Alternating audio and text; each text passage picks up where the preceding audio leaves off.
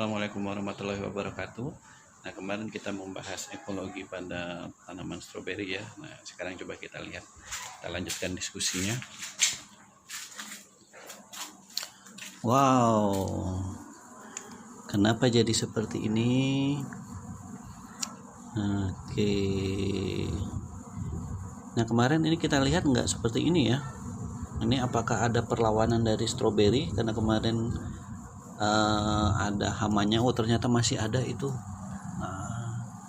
Kemudian kenapa ini jadi jungkir balik? Nah, tentunya bukan stroberinya yang jungkir balik ya. Ini sepertinya kan tempo hari ada kucing lagi kawin ya. Nah, mungkin kena senggol atau bagaimana jadi terbalik seperti ini ya. Nah, bagaimana guys? Apakah kita biarkan mengikuti kejadian yang dialami oleh si stroberi ini atau kita balik? Nah, jadi mungkin kita balik saja ya, kita benarkan. Nah, seperti apa? Nah kita lihat perkembangannya, ternyata waduh, ini sudah banyak habis teman-teman.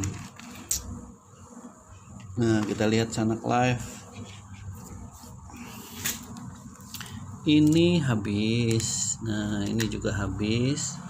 Nah, bagaimana ini? Apakah perlu kita selamatkan stroberinya ataukah kita biarkan saja dia berinteraksi dengan organisme lain? Dalam hal ini terjadi herbivori ya, pemangsaan oleh organisme lain. Nah, jadi menurut saya karena ini dapatnya juga susah, ini mau tidak mau atau terpaksa kita buang. Oke. Nah, ini dia. Nah, ada satu. Wah, kabur. Nah, apa yang bisa kita pelajari selanjutnya? Nah, di sini terjadi yang namanya aliran energi. Energi dari matahari dikonversi oleh stroberi ya. Di dalam suatu ekosistem tentunya dikonversi oleh tumbuhan. Dalam kasus tanaman stroberi ini maka dikonversi oleh stroberi untuk menjadi energi tersimpan dalam bentuk bahan organik. Nah, selanjutnya energi tersebut bisa dimanfaatkan oleh organisme yang lain. Nah, dari tingkat 1 herbivora, kemudian ke tingkat selanjutnya karnivora maupun omnivora, sampai pada trofik teratas tingkat 4 yaitu predator pokoknya. Nah, itulah yang dimaksud dengan aliran energi. Jadi energi itu mengalir dari energi yang berasal dari matahari, kemudian sekitar 10%-nya itu diserap oleh tumbuhan. Nah, kemudian sekitar 10% lagi itu dimanfaatkan lagi oleh tingkatan trofik selanjutnya ya. Nah, itu terjadi di dalam ekosistem yang namanya aliran energi. Aliran energi terjadi karena hubungan timbal balik antara makhluk hidup dengan makhluk hidup yang lainnya ya. Berasal dari matahari, kemudian terjadi hubungan timbal balik antara makhluk hidup dengan makhluk hidup yang lainnya. Jadi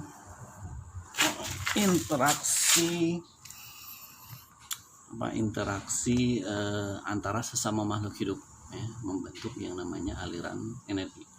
Jadi makhluk hidup berinteraksi dengan lingkungannya, dalam hal ini lingkungannya adalah sesama makhluk hidup, maka bisa membentuk yang namanya aliran energi ya. Nah, aliran energi dari matahari ke tumbuhan ke sebagai produsen, kemudian ke trofik tingkat 1, tingkat 2, 3 dan seterusnya ya. Nah, energi mengalir. Nah, kemudian di dalam ekosistem juga terjadi yang namanya siklus materi ya. Siklus materi. Nah, jadi materi itu tidak mengalir tetapi berputar. Nah, kalau energi tidak berputar tetapi mengalir, nah, yang disebut dengan aliran energi. Sementara materi itu kekal. Nah, karena kekal dia hanya berubah bentuk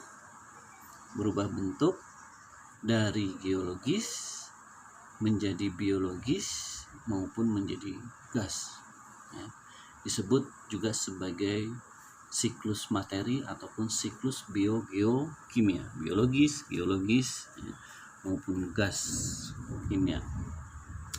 Nah, itu siklus materi. Contohnya apa? Nah, dalam kasus ini contohnya, misalnya kita bicara dari satu sisi siklus karbon.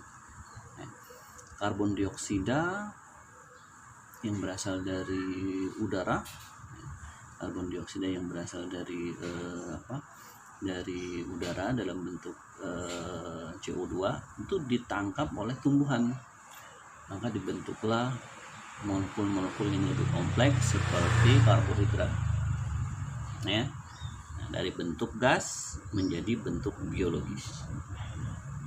Kemudian dari biologis, misalnya pada tumbuhan tadi, karbon dioksida, nah ini kemudian bisa dimanfaatkan oleh organisme lain, ya, seperti belalang tadi sebagai herbivora, ya, bisa dimanfaatkan. Nah, belalang tidak memanfaatkan karbon dioksida, hanya tumbuhan yang memanfaatkan karbon dioksida. Nah, di sisi lain nanti belalang dia memanfaatkan oksigen dan menghasilkan karbon dioksida. Nah, jadi karbon yang ada di tumbuhan tadi dimanfaatkan oleh si belalang, nah kemudian masuk ke menjadi bagian penyusun tubuh belalang, ya, digunakan sebagai sumber energi karbonnya, kemudian melepaskan oksigen. Digunakan sebagai sumber energi, kemudian melepaskan karbon dioksida. Nah, dari gas menjadi biologis di dalam tubuh tumbuhan, kemudian dimanfaatkan oleh belalang, dilepas lagi menjadi karbon dioksida. Nah, itu salah satu contoh sederhana dari siklus materi atau siklus biokimia yang bisa kita pelajari di sekitar kita, ya. Nah, lebih kompleksnya ya banyak lagi, kalau mau dibuat lebih kompleks lagi. Karbon dioksida di udara dimanfaatkan oleh tumbuhan, membentuk struktur penyusun tubuh tumbuhan seperti selulosa dan yang lainnya. Kemudian karbon dioksida tersimpan dalam bentuk bahan organik ini dimanfaatkan oleh organisme yang lain, misalnya herbivora, ya. Kemudian dari herbivora dimanfaatkan lagi oleh organisme yang lain, kan lebih kompleks, ya. Dari herbivora sendiri karbon dioksida dilepaskan lagi, ya. Nah, dia seperti kita memanfaatkan karbohidrat sebagai sumber energi. Beberapa diantaranya kita lepas dalam bentuk CO2, ya, melalui proses yang disebut dengan respirasi. Nah, itu siklus materi. Sama halnya dengan perjalanan siklus materi dan energi yang lainnya, beriringan juga, ya, siklus materi dan siklus energi. Dari katakanlah tadi dari belalang itu dia memanfaatkan karbon, tapi tidak semua yang termanfaatkan. Nah, misalnya nanti ada sebagian sisanya itu dilepas berupa kotoran. Nah, kotorannya sendiri juga masih mengandung energi yang masih bisa dimanfaatkan oleh organisme yang lain seperti mikroorganisme. Jadi seperti itu, kan? Jadi ada siklus energi dan ada siklus materi. Kalau siklus energi itu terjadi sebagai hubungan timbal balik antara sesama makhluk hidup, ya. Jadi makhluk hidup dengan lingkungan biotiknya. Sementara kalau siklus materi atau siklus biokimia itu terjadi antara makhluk hidup dengan lingkungan abiotik. Contohnya tadi lingkungan abiotiknya adalah gas karbon dioksida.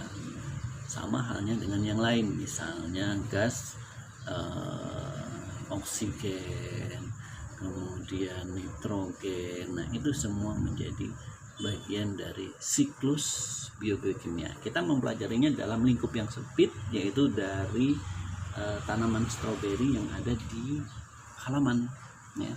Tapi dalam konsep yang lebih luas, ini terjadi di dalam ekosistem, ya. Nah, mudah-mudahan bisa dipahami. Nah, bisa kita diskusikan lebih lanjut di komentar.